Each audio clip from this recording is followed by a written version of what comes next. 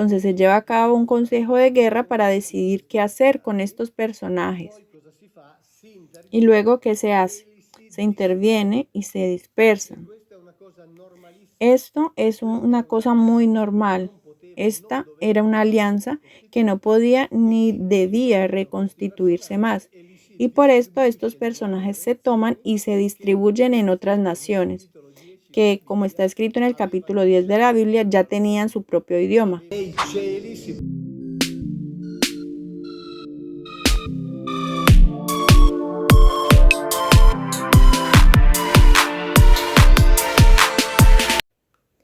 Hola, mi nombre es Denise Serna y en esta ocasión les traigo un video del señor Mauro Vilino donde nos desvela algunos mitos acerca de la Torre de Babel. Así que sin más preámbulo, vamos allá. Buenos días. Hoy tomamos una pista en esta píldora del Catecismo de la Iglesia Católica. Dos pistas relacionadas con la historia de la Torre de Babel. Pistas que se hacen tanto en el artículo 56 como en el artículo 57. Y tomamos estas pistas para hacer un par de reflexiones relacionadas con dos conceptos muy importantes. Entonces, en el artículo 56 dice: después de que el pecado ha roto la unidad de la humanidad, Dios busca ante todo salvar a la humanidad interviniendo en cada una de sus partes. La alianza con Noé, después del diluvio, expresa el principio de la economía divina hacia las naciones, es decir, hombres reunidos en grupos, cada uno según su propia lengua, según sus familias y en sus naciones. Luego, en el artículo 57 dice: este orden a la vez cósmico, social y religioso de la pluralidad de naciones tiene el objetivo de limitar el orgullo de una humanidad decaída que, en concordancia con la maldad, quisiera construir por sí misma una unidad a la manera de Babel. Entonces aquí estamos diciendo que en realidad la expansión y la dispersión de las naciones fue de hecho necesaria por la necesidad de mantener a raya el orgullo humano, es decir, para asegurarse de que el orgullo humano no se quede sin una supervisión hasta el punto tal de construir una propia unidad. Por otro lado, sabemos que todos debemos considerarnos hermanos. Así nos lo dice siempre la teología, así nos lo dice la doctrina. Sin embargo, en realidad, este es el comienzo de la explicación del hecho de que somos o estamos confinados en recintos y debemos seguir permaneciendo encerrados en recintos. Recintos que luego pueden tener dimensiones variables, esto lo sabemos, lo seguimos viendo hoy.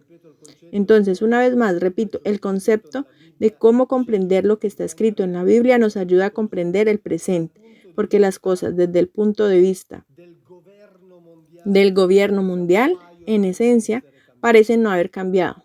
Entonces, aquí estamos hablando en esencia de la construcción de la Torre de Babel y la posterior intervención de la divinidad como una historia en la que el hombre, impulsado por su orgullo, impulsado por su soberbia, se atrevió a desafiar a Dios. Y esto es lo que se nos dice.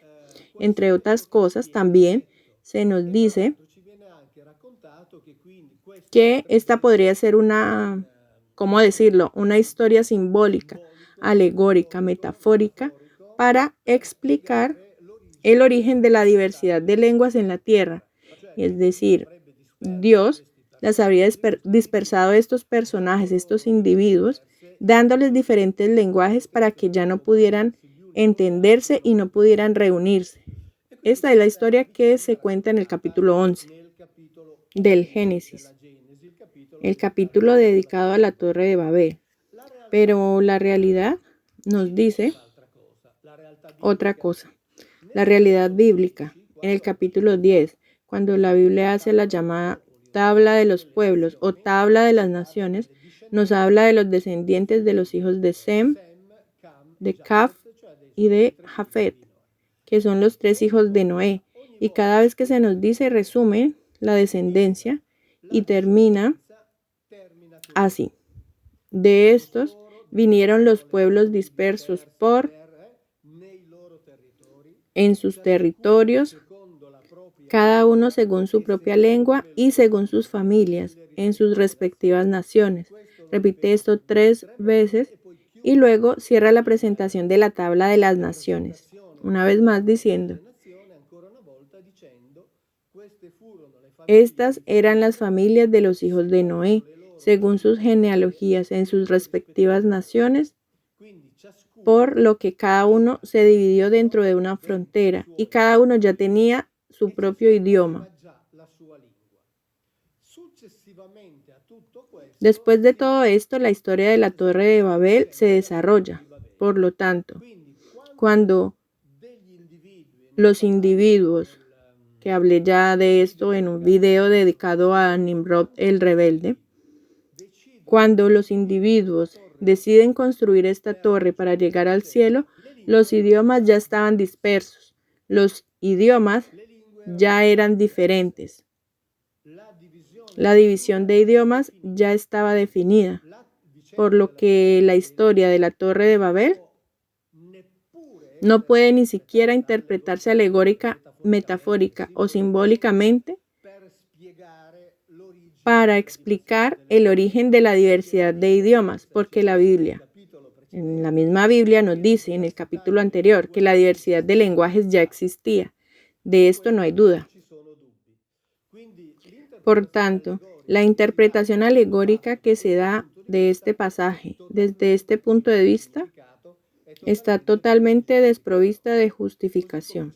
Así que, como ya había explicado,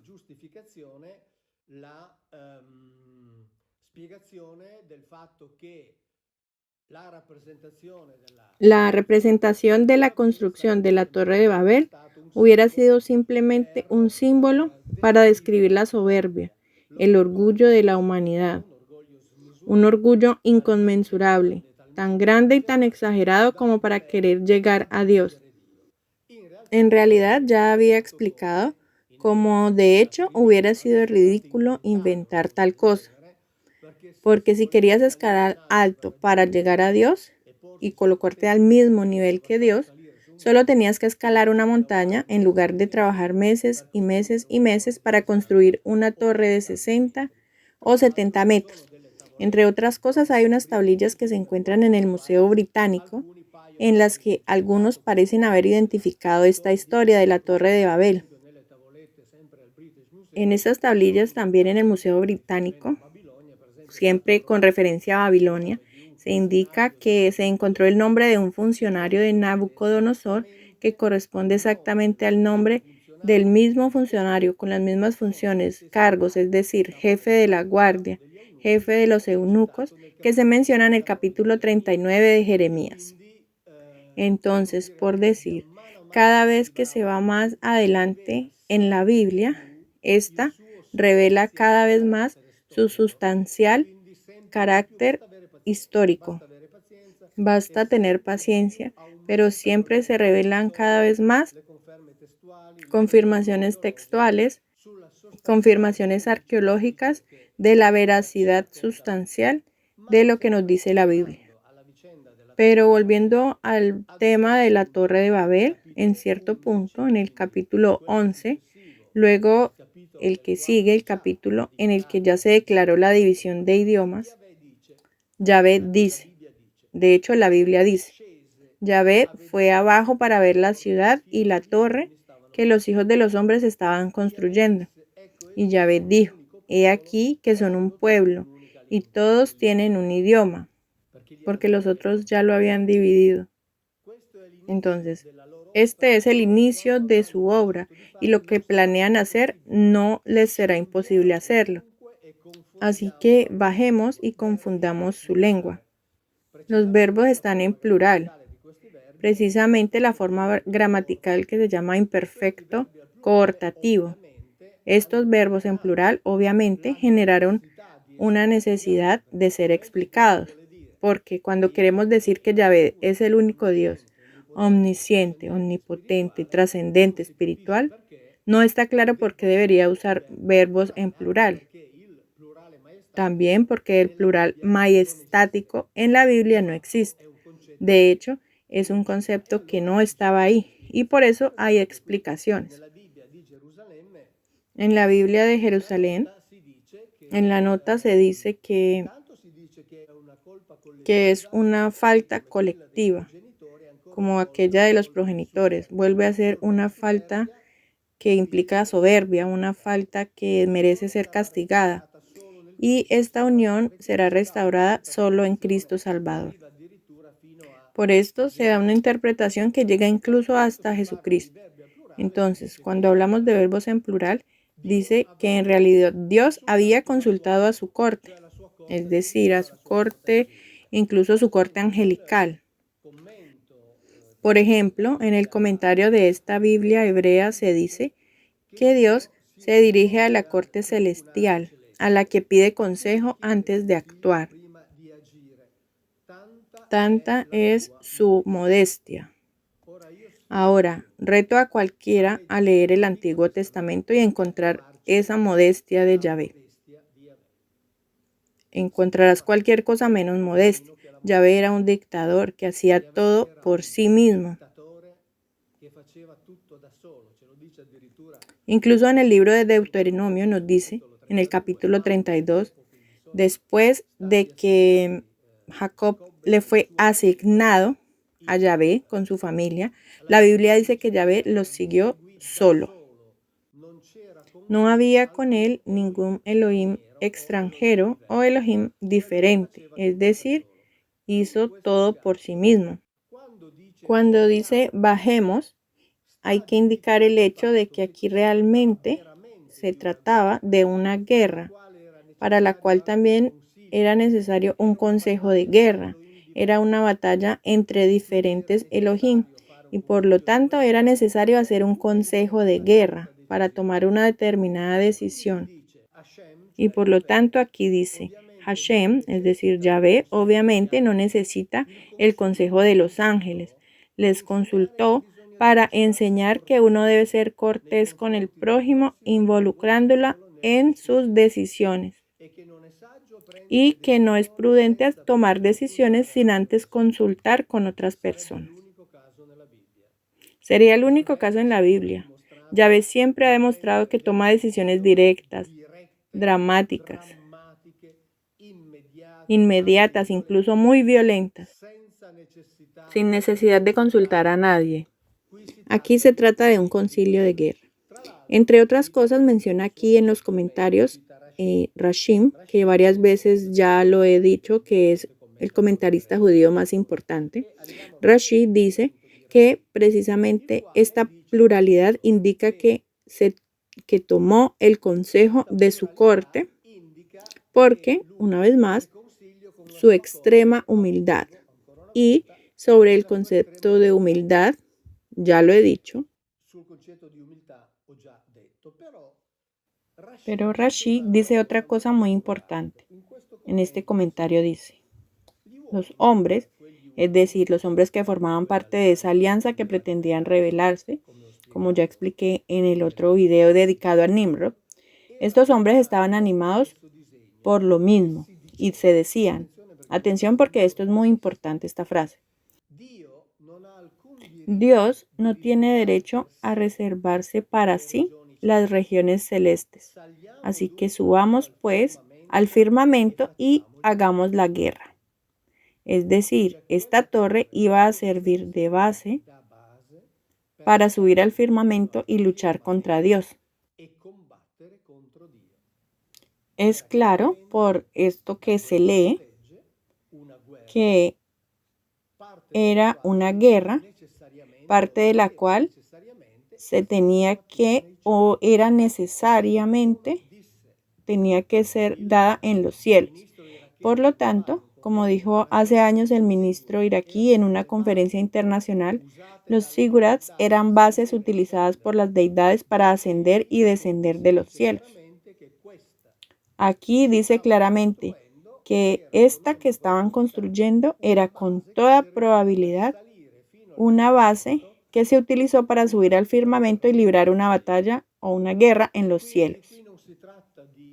Entonces, Aquí no se trata de orgullo, arrogancia o pues esto sería absolutamente injustificado y sobre todo sin significado.